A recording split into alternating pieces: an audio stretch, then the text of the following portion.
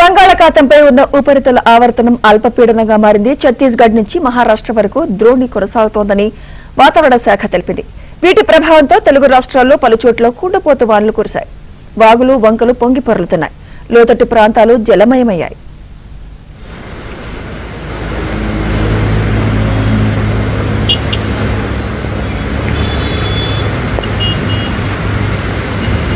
అల్పపీడనం ప్రభావంతో ఏపీలోని పలు జిల్లాల్లో భారీ వర్షాలు కురుస్తున్నాయి. అనంతపురం, ఉమ్మడి కర్నూలు జిల్లాలోని పలు ప్రాంతాల్లో వర్షాలు పడుతున్నాయి. వాగులు వంకలు పొంగి పొర్లుతున్నాయి. పలు నదులు ఉధృతంగా ప్రవహిస్తున్నాయి. పలు గ్రామాలకు రాకపోకలు నిలిచిపోయాయి. వేల ఎకరాల పంటలు నీట మునిగాయి. తెలంగాణలోని కొన్ని జిల్లాల్లో భారీ వర్షాలు కురుస్తున్నాయి. వర్షాలతో లోతట్టు ప్రాంతాలు జలమయమయ్యాయి. రాకపోకలు స్తంభించాయి. పలుచోట్ల వాగులు, చెరువులు పొంగిపొరలగా పంట పొలాలు మునిగిపోయాయి. ఆదిలాబాద్ కలెక్టరేట్లోని స్లాబ్ కూలడంతో ఎలాంటి ప్రమాదాలు జరగకుండా ఉండేందుకు కలెక్టరేట్ ప్రధాన గేటుకు సిబ్బంది తాళం వేశారు. దీంతో తాత్కాలికంగా కలెక్టర్, అదనపు కలెక్టర్, ఆర్డీఓ కార్యాలయాలు మూతబడ్డాయి.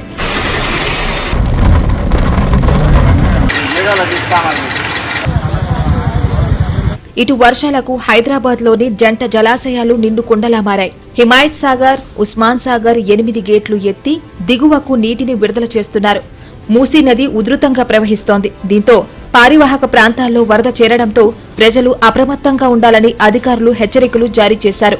కుండపోత వర్షాలు కురుస్తుండటంతో అన్ని శాఖల అధికారులు అప్రమత్తంగా ఉండాలని తెలంగాణ సీఎం రేవంత్ రెడ్డి ఆదేశించారు. పాత ఇళ్లలో ఉండేవారిని సురక్షిత ప్రాంతాలకు తరలించాలని సూచించారు.